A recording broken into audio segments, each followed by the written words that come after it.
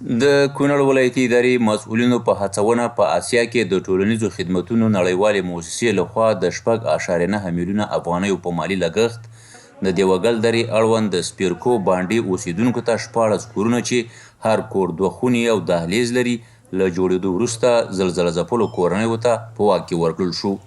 دغلته زلزله ځپلي د کورونو په جوړېدو خوښ دي او مسؤلینو ډاډ ورکړل چې د زلزله ځپلو د سرپناه برابرولو لپاره به جدي هڅې وکړي. نور مؤسسات نه غوښتنه ده د امارت اسلامي نه غوښتنه ده چې زمونږ غم وخوري ځکه دغه خیمو کې موږ سخت مشکلات سره مخ بالخصوص دغه کورونو ورانه دغه کورونو جوړول نه قدردانۍ کوو خوشاله تي راځي دي لا هم د نور مرستو په هله امارت اسلامي مشران خصوصا د کونړ ولایت محترم مشفق علي صاحب د زلزله ځپلو په ارتباط باندې او د خلکو لپاره نو همیشه کوشش کوي دی او کوشش کوي چې خلکو ته سہولتونه برابر کړي او کوم کسانان چې بې سرپناه دي او سرپناه نه لري هغو ته سرپناه جوړې کړي. اسلامي امارت نه هم او د بین المللي مؤسساتو نه او د بشري مرسته کوونکو خیریه بنسټونو ټول نه موږ دغه هیله کوو چې پاتې خلکو ته زلزله ځپلو ته نور هم دغه سرپناه په برخه کې خدمتونه وشي.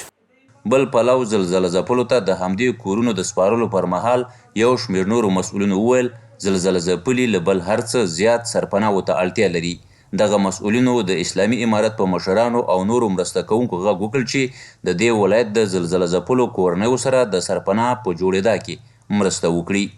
د نړیوالو مؤسساتو نه او د خیریه بنسټونو باندې دا غږ کوو چې راشئ او زموږ او ستاسو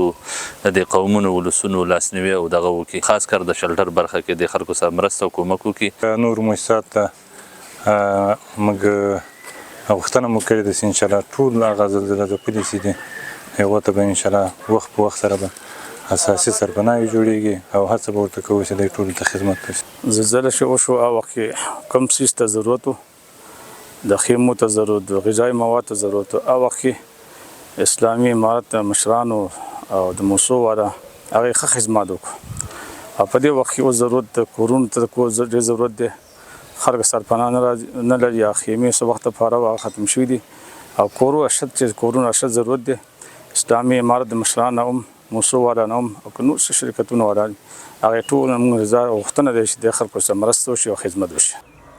د یادولو ده دغه کورونه د څوکۍ ولسوالۍ زلزله ځپلو ته داسې مهال سپارل کیږي چې تېره ورځ دفاع وزارت له لوري د نورګل په مزار دره کې 36 کورونه زلزله ځپلو ته له جوړولو وروسته وسپارل شو.